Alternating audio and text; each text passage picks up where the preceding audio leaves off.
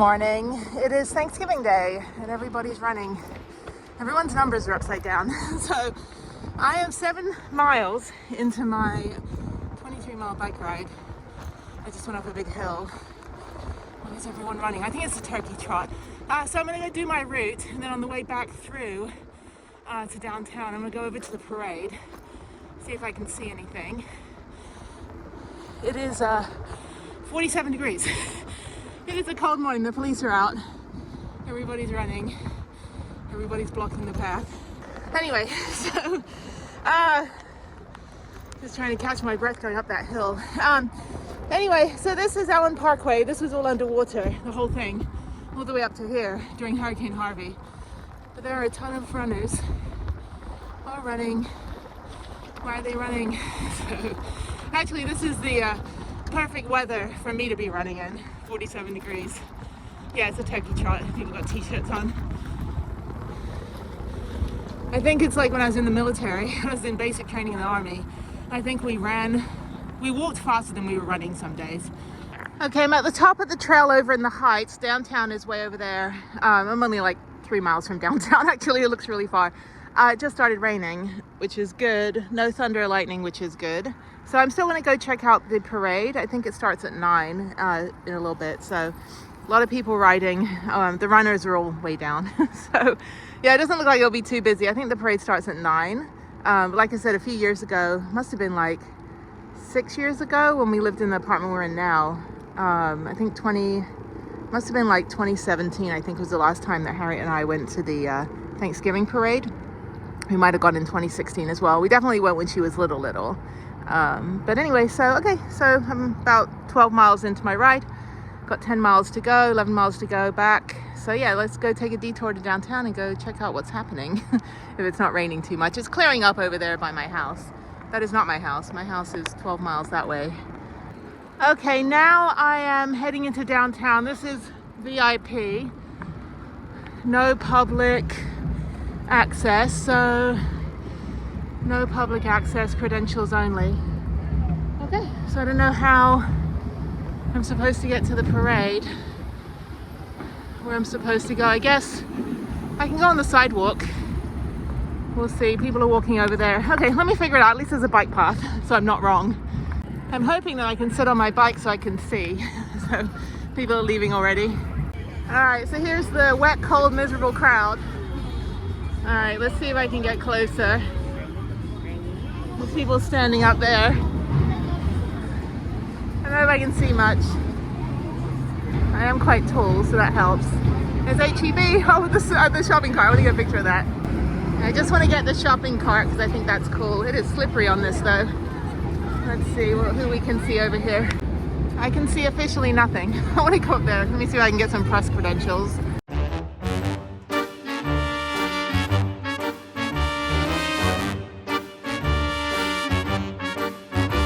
Okay, I'm gonna go around the other side, see if I can see anything over there.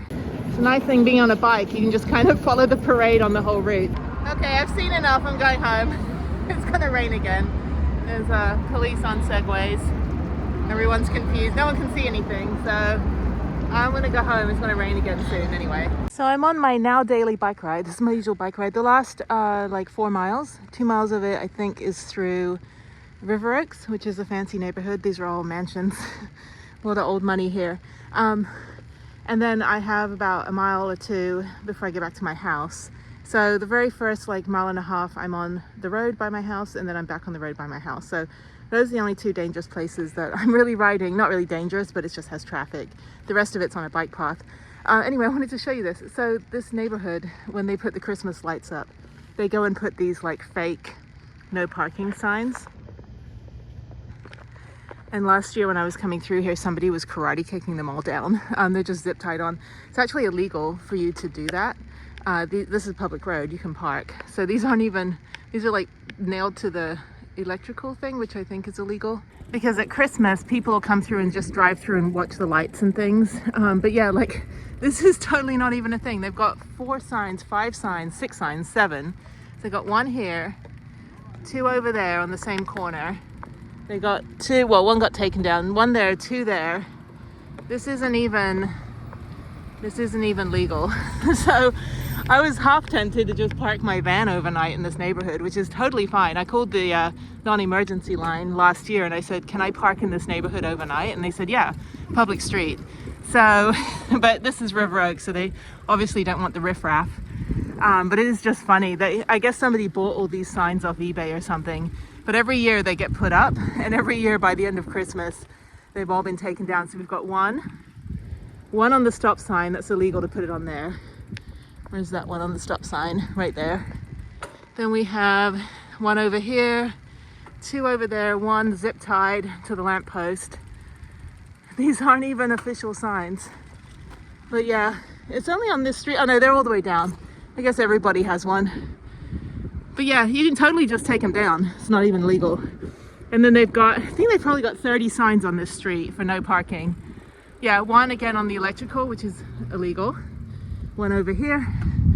So I don't know if the police come by, take them down, but last year I did see some like old man just like literally with a X-Acto knife and just karate kicking them and getting them off there. That one's zip tied. This is how the other half lives. It's like, then we got the spite home, the one that's just waiting for the right price to knock down and rebuild a mansion. Yeah, so this is this is River Oaks. Afton Oaks is a little bit further down. But yeah, this is going on to, those are like $1 million apartments.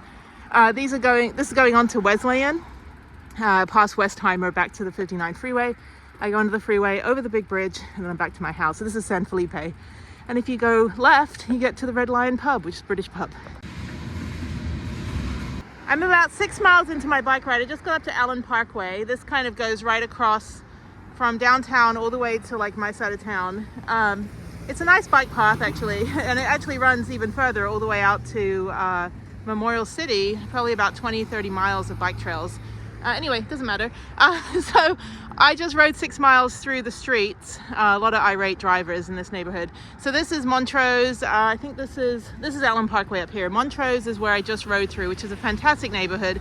It's the LGBTQ plus neighborhood, so lots of cool cafes, lots of tattoo parlors if that's your thing, lots of vintage stores, really, really nice neighborhood.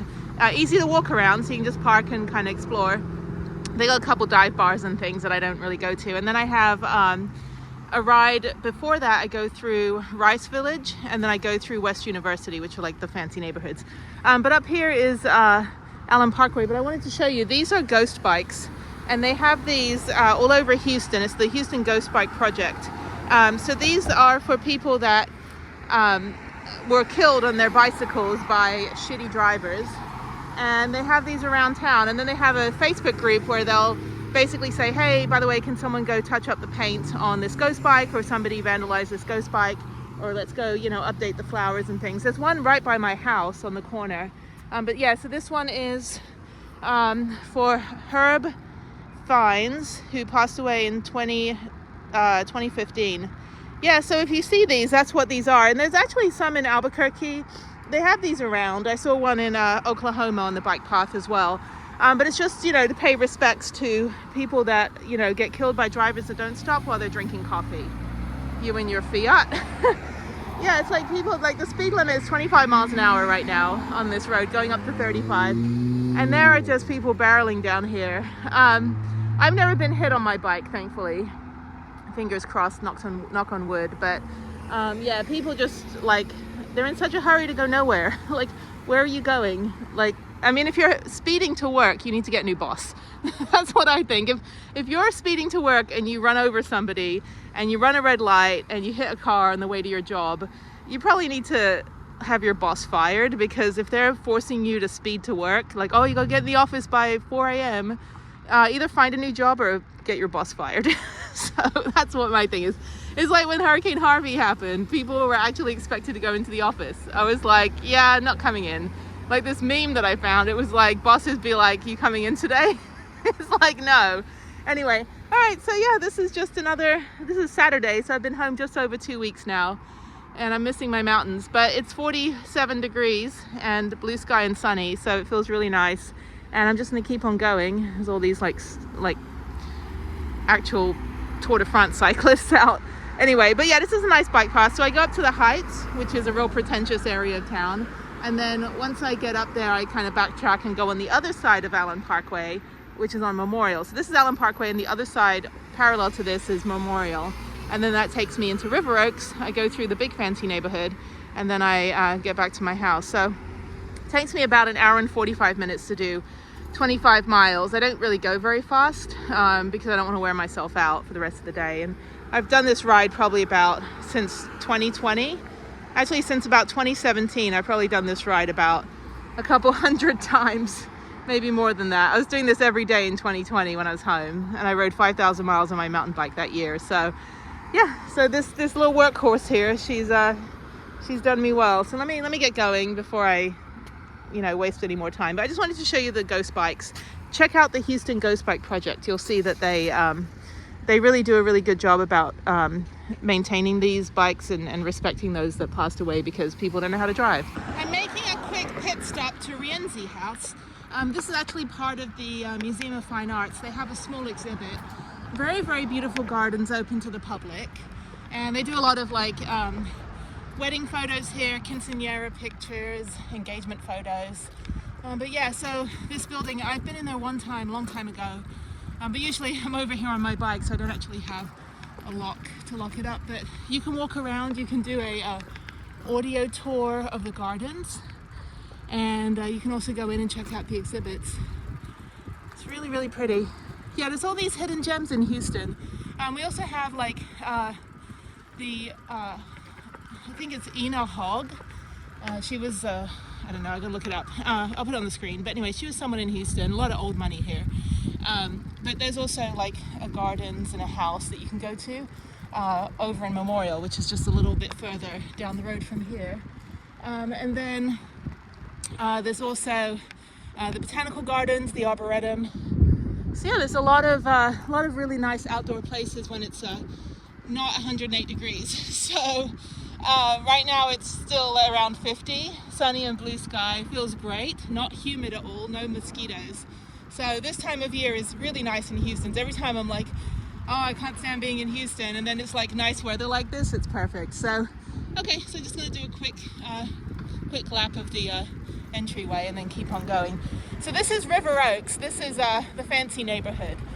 So after World War II, there was a large influx of Holocaust survivors that moved to Houston. If you go to the Holocaust Museum here, it's got a fantastic exhibit about all of the people that came here from the concentration camps and just, set up their lives again. So the area that I live in is Bel Air. So it's mostly predominantly to the Jewish area. But a lot of these houses, a lot of it is old money from kind of that era. And a lot of mansions. So yeah, so this is the last 6 miles of my ride. 4 miles through River Oaks, and then another 2 miles on the main road back to my house. It's just so weird, so much money to be stuck to the ground. Yeah, I have a cargo van tiny home that's not even 60 square feet. Not even, maybe 40 square feet, because I have a smaller van. And the places I can go, and yet so many of these houses that cost millions and millions of dollars are just stuck to the ground. It's a concept I've never understood. My family always moved around. We never really owned anything, but my dad worked in oil, so he was also a lot of times babysitting his friends' mansions. So when I go see him on the weekends in England in the 80s, we'd always be in some fancy house. But yeah, it's each to their own. But I can never be stuck to the ground for that amount of money. Not when you can spend it traveling. Anyway, okay, I'm in traffic. This is my favorite tree. I think it's a weeping willow. I don't know. But it reminds me of one that was near my house in England. So anyway, so this whole neighborhood now, there are hundreds of these fake no parking signs. There's another one dangling on the stop sign there. These are not legitimate. I could literally just park my van right here. There's another one over there facing the wrong way on the stop sign with a zip tie. I lost count. I just came down Inwood over to Timber Lane, and there's probably about 100 or so. Each house has maybe 5 or 6 of these fake no parking signs. There's none on this street. It's only on Inwood and then down on Timber Lane. And I see a few down there. right by like a no parking sign right by a fire hydrant. Like legally you can't park near a fire hydrant anyway. So yeah, they just got these off the internet.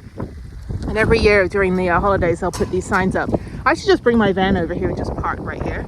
Totally legal. So eventually I think the city will come take these down again. Or that guy that was here last year that was karate kicking them down, I think he'll be back hopefully. But yeah, so this is like ridiculous. They're not even real. Like emergency parking only, you'll be towed away. All right, good luck trying to tow Prudence. I'm not breaking any law. And this is a public road. Like if you choose to live in a neighborhood that's not gated on a public street, then people can park here. Anyway, it's like, welcome to like the fancy people in America. They just hate everybody. Good afternoon. Late start today. My neighbor, who is this older lady, her TV was blasting until like 2 o'clock this morning, and I thought she died. I was like, her dog has been yelping lately, just like really upset. Sorry, it's very bright. Super upset or something, like hungry, whatever. So I go to bed at 11 p.m. last night. I'm a night owl, so I go to bed pretty late, and then I get up about 6 or 7 and go ride 25 miles in the morning, which is what I did today, as you saw with all the fake signs. Anyway, so yeah, now the same day as my last clip. So now I'm driving to my storage unit to go take the van out for a few hours, just to kind of stretch her legs. But yeah, so about 1:30 in the morning, the TV just kept blasting, and it was like in her bedroom. So I put my ear to the ground because I live on the second floor. There's someone above me, which I never hear, and there's someone below me, which I also never hear because it's the old lady. And so, but yeah, she's very like super quiet and never very uncharacteristic of her to leave her TV blasting all night. So I called the non-emergency line. I was like, can you just bang on her door? Because I knocked on the door and no one answered, and I couldn't hear the dogs or anything, and her car was there. So I was like, I hope she didn't die. But I think she's okay. The TV was off this morning. I didn't see her walking her dog. So the police were like, well, what makes you think something's wrong? I'm like, I don't know if anything's wrong. That's why I want you to check. But I've lived above this woman for 7 years, and you know your neighbors by then. You may not know your neighbors. I don't know anybody's names, but I know the noises. I recognize their cars. I know who their kids are. I know what their dog sounds like. I know when my house is creaking and when the water is working. You know, you just get accustomed to that. But the TV was off this morning, so I think she's okay. So I was like, I hope nothing happened to her. It's like little old lady that lives below me. The only time I ever spoke to her was when Hurricane Harvey happened and we were flooded in for several days, and like I was grabbing some water and things and like taking water to my neighbors. And my neighbor above me at the time, it was a different woman, but she was so happy because her husband got stuck on the other side of town and they were like getting a divorce, and she's like, finally, he's out of the house, but not completely. So she got 4 days without her husband, which was great. So I went downstairs to go check on the other lady, and we just sat in her house chatting about whatever. And so I won't say it's for privacy reasons. Her story was pretty funny. But yeah, so she's okay, I think. I haven't seen her this morning. I left a little post-it on her door asking if she was okay, but it was still on there this morning, so I took the post-it back off. I was like, if I see her walking around with her dogs, I'll ask her if she's all right. But yeah, just stuff like that. It's like I'm barely home, so it's probably more noticeable when you go away for a period of time. You come home and then you're like, oh my god, like things are different. So now it's hot again. It's like, it is like November. It'll be November 30th next week. It'll be December next week, and it's 60 degrees, but the sun is hot and my car is warm, and I'm too hot now. I've got my Yellowstone hoodie on because I tried wearing jeans when I went out with my friend on Tuesday, and I'm not comfortable wearing jeans anymore. I was like, yeah, I'm also not comfortable playing cartoon golf. So I've learned that I'm not very good at golf. Anyway, so now I'm going to drive 39 minutes to my storage unit and go take the van out. I don't have much time. I've got to be home by 6 because I have a Zoom with Harriet at 7. So right now it's 1 o'clock. So I will get to my storage unit by 1:45. Look on here, the little like map is down here. So 1:45 p.m. and then quickly put the car in the garage, take the van out, and I'm going to just drive over to Stephen F. Austin State Park, which is about 20 minutes from my storage unit. Actually, I think it's like 30 minutes from my storage unit. It's a really nice little park. There's a nice hiking trail. I've ridden my bike there before. I've never camped there, but they have day use. It's great. It's just like, it's a cute little park, great for kids, very mobility accessible, like the trails are flat. So yeah, I'm just gonna go out there, take the van out.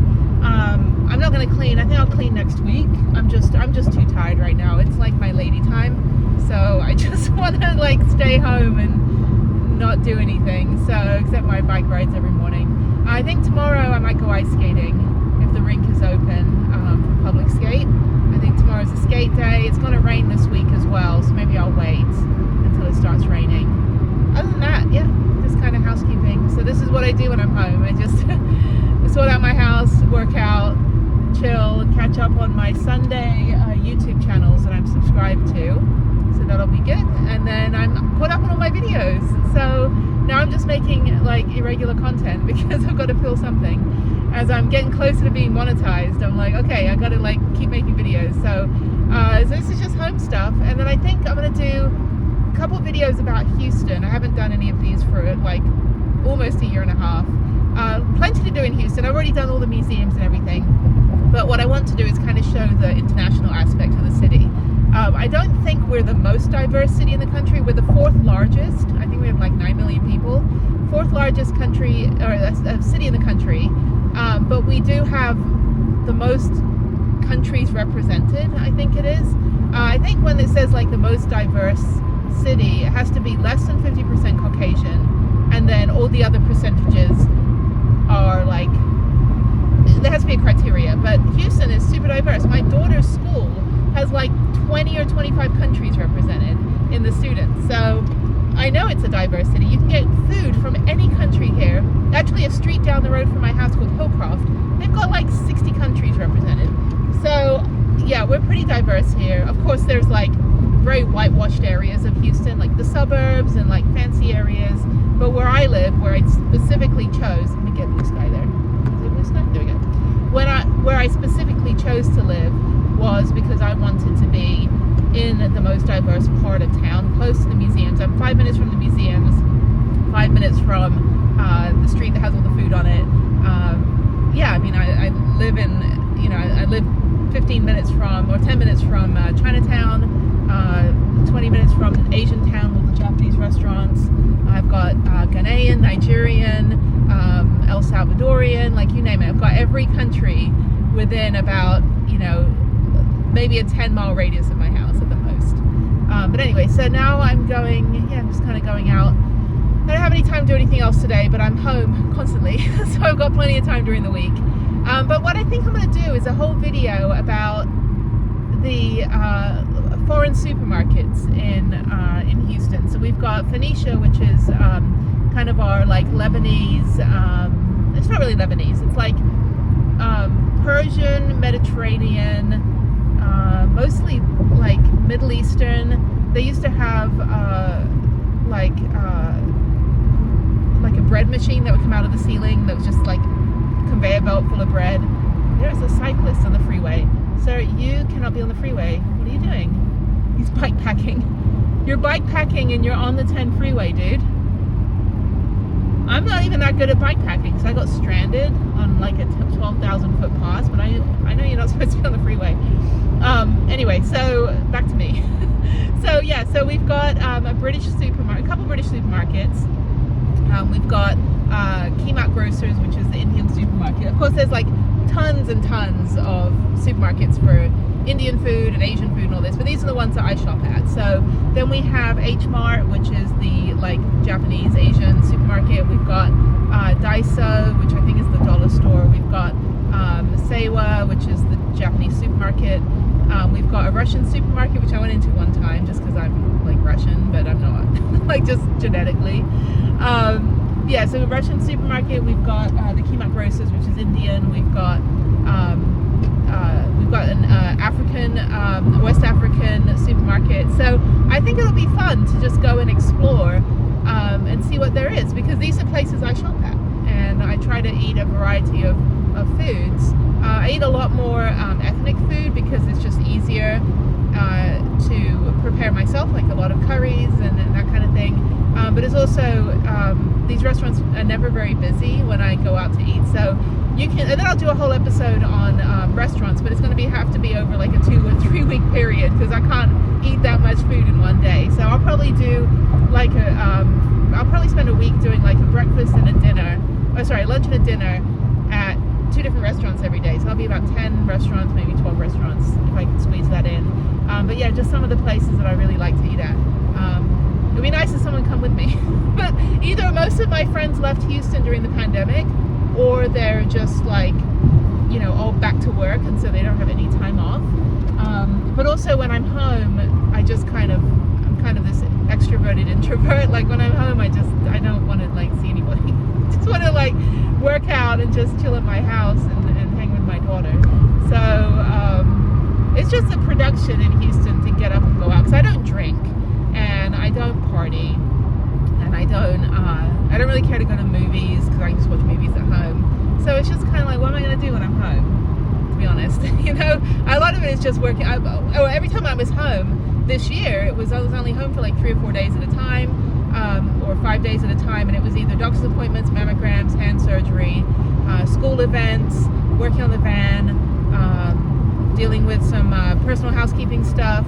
And now I have to be home now because of personal housekeeping stuff, but I don't really have anywhere I'm going to travel. I did plan a trip to the hill country, just like a quick hidden gem places I haven't been to, but that's kind of like a nice to have. If I have nothing to do for 5 days, I can just drive out to the hill country in the van. But right now I'm just staying home. I don't really want to leave town at this moment, just for like, you know, I just need to be here. But it's good. It's like I need to work on the van. I need to deep clean the van, so that's the biggest thing. It's just I want to do it on a day when it's not raining, when it's not going to rain, and when it's probably about 15 degrees cooler than it is now. So when it's in the like 45, 50 degrees, that's comfortable for me to be doing manual hard labor. But yeah, it's just it's good to be back. Houston's a super easy city. Everything I need is here. I've got a car, so you know I have an apartment and a car. So it's nice that, you know, for those people that got rid of everything and then got on the road, you know, if you want to spend a month somewhere, you can do like trusted house sitters. You can do some of these house sitting websites where you can, like, you know, you don't get paid, but you get somewhere to stay. So that's an option if you don't have your own accommodation. But I've always had my own apartment. Even when I've traveled for the last 23 years, I've always had my own place. I've always had a sticks and bricks. So I don't think that will ever change. I'll always have a home base. I have to, for my business, for my taxes, for my custody. Like, I've got to have an apartment, so I don't really have an option to get rid of it. It is kind of annoying to pay for something you're not in most of the year, but again, it's nice to be home and have that stability. And I've been there for 7.5 years now, at this specific apartment. So it works out great. It's very local, very central, and you know, it's starting to get a little more expensive in Houston. The rent did go up, you know, post-pandemic, so that's a little annoying as well. But it's still, for where I live, it's still a lot cheaper than everything around me. Plus, when I lived in the suburbs for the first 2 years, I was commuting into the city, and I'm having to pay toll roads and stuff. So I was paying $100, $150 a month in toll charges. And I was like, well, if I'm going to pay $150 more, I might as well put that toward rent in town than paying to live in the suburbs where it's cheaper, but it's not really cheaper because you're paying extra gas and you're paying extra for toll roads, and plus you're doing a 2-hour round trip to go hang out with anybody in Houston, and I don't really want to commute for my social life. So, not that I have much of a social life here at the moment. Like I said, I just come back and I just want to chill and be still and just kind of have some me time. So, but yeah, so I've got a mammogram coming up in about a week and a half. I've got my annual physical. I've got Harriet's well checks. I've got therapy, which was off this week because it was Thanksgiving, but I have therapy starting again next week, which is going really well. It's kind of like a combination of grief counseling for what I went through in the hospital with Jeff, like trauma counseling, and also just trying to get through just a lot of just normal daily stuff. And it's nice to talk to someone, and the therapist is awesome. She's amazing. I'm really grateful. My last therapist was wasn't so great. The one just before this one didn't even show up to the second appointment, and so it took a while to find somebody that was really like fully understanding of kind of what I just want to like make sense of in my head. And I think it's good. I mean, all these influencers, they have like, you know, brand sponsorships from Headspace and BetterHelp and all this stuff, and I don't really want a robot therapist. And you know, people that work on apps, like if you work on Uber and stuff like that, it's, you know, you're money motivated, like you're tip motivated, so, which is good. I mean, that's your living.